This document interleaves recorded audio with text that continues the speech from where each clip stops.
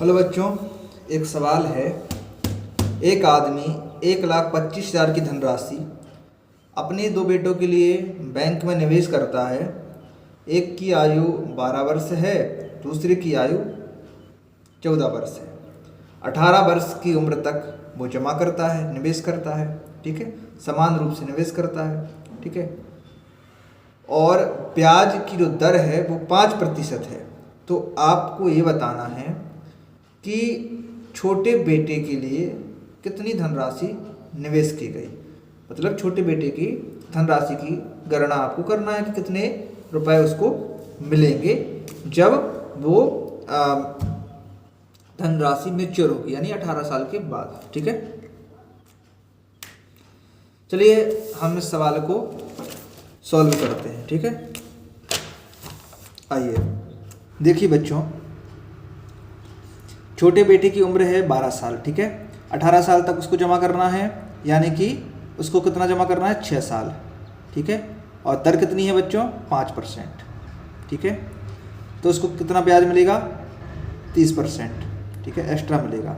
अब यहाँ पर देखिए, जो बड़ा बच्चा है उसकी उम्र कितनी है, 14 साल, ठीक है। उसको कितने साल तक करना है, 18 साल तक, यानी कि 4 साल जमा करना है। कितने परसेंट से, 5%, ठीक है।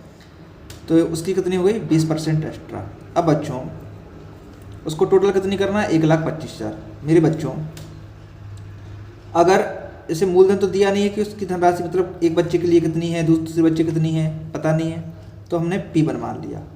अगर इसको 30% यानी कि 130 रुपये मिले, ठीक है, और दूसरे बच्चे को मान लेते हैं कोई मूलधन P2 है, ठीक है। राशि तो पता नहीं है हमें, तो अनुपात में मान रहे हैं, रेशियो में मान रहे हैं, तो इसको 20% ब्याज मिलेगा, यानी कि 120 मान लिया, ठीक है। 120 मिलेगा, 20% एक्स्ट्रा मिलेगा, यानी 120 मिलेगा।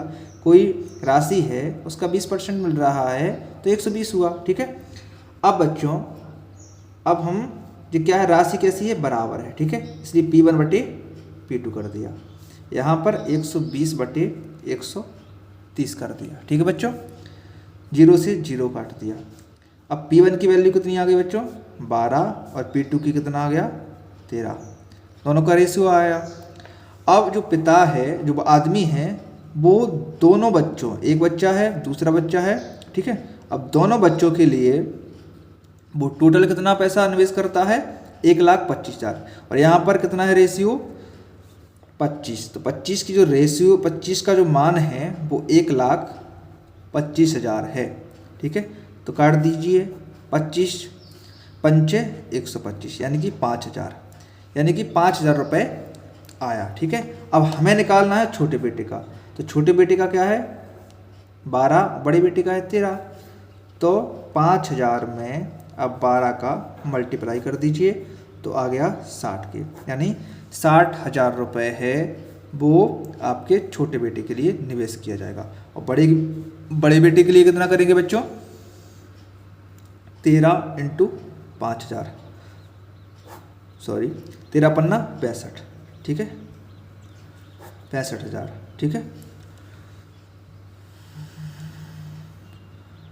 और इन दोनों को अगर हम जोड़ देंगे तो राशि कितनी निकल के आएगी, 1,25,000, ठीक है। इस तरह से इस सवाल को हम सॉल्व करते हैं।